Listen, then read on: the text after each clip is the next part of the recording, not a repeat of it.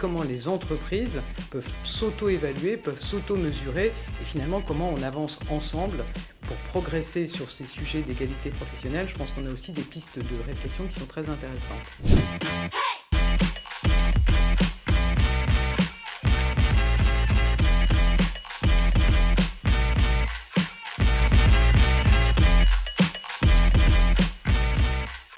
Alors je pense que c'est indispensable parce qu'on voit bien qu'on est sur un sujet qui relève en partie de politique publique, par exemple sur l'égalité professionnelle entre les femmes et les hommes, bien sûr la loi Copé-Zimmermann, la mise en place de l'index égalité pro ou le doublement du congé paternité sont des leviers importants pour avancer, mais on ne réussira ce défi de l'égalité entre les femmes et les hommes que si chacun se l'approprie.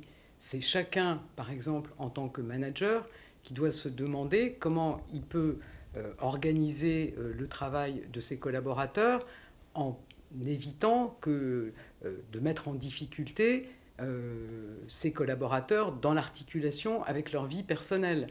C'est aussi chacun, dans sa vie privée, qui peut réfléchir à la façon dont l'égalité au sein du couple permet ensuite l'égalité professionnelle. Donc c'est un sujet qui concerne toute la société.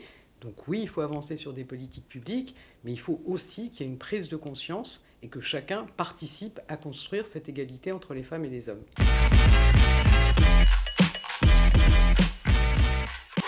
Alors il y en a plusieurs, de différentes natures.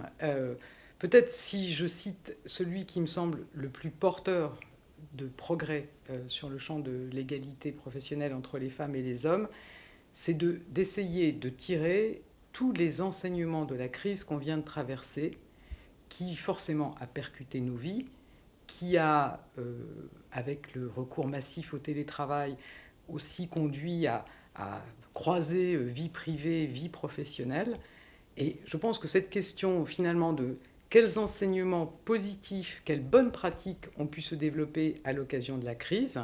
Certains participants ont évoqué le fait que forcément on a été amené à s'accorder des pauses dans son rythme professionnel pour gérer la garde de ses enfants, par exemple au printemps.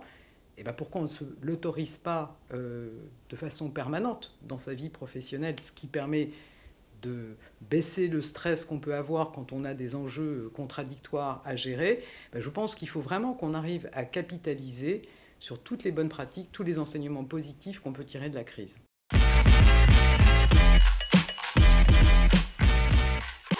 Je pense que toutes ces propositions, elles nourrissent vraiment les sujets sur lesquels on veut avancer. On a prévu de tirer les enseignements de la crise avec les organisations patronales et syndicales dans tous les domaines. Et je crois que là, on a des propositions qui sont importantes et intéressantes sur le champ de l'égalité professionnelle.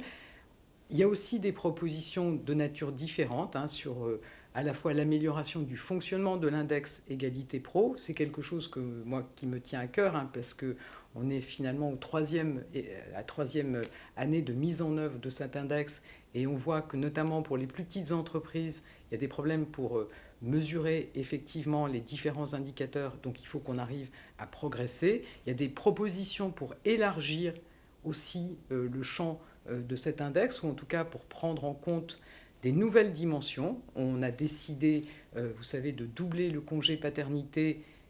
Comment on pourra demain mesurer que les entreprises prennent bien en compte, accordent bien ce droit, font vivre cette possibilité de doublement du congé paternité. Et puis je trouve aussi que, moi ça me nourrit aussi sur la façon dont le gouvernement, l'État, a son rôle à jouer sur le contrôle du respect de l'égalité professionnelle entre les femmes et les hommes, mais aussi comment les entreprises peuvent s'auto-évaluer, peuvent s'auto-mesurer, et finalement comment on avance ensemble pour progresser sur ces sujets d'égalité professionnelle. Je pense qu'on a aussi des pistes de réflexion qui sont très intéressantes.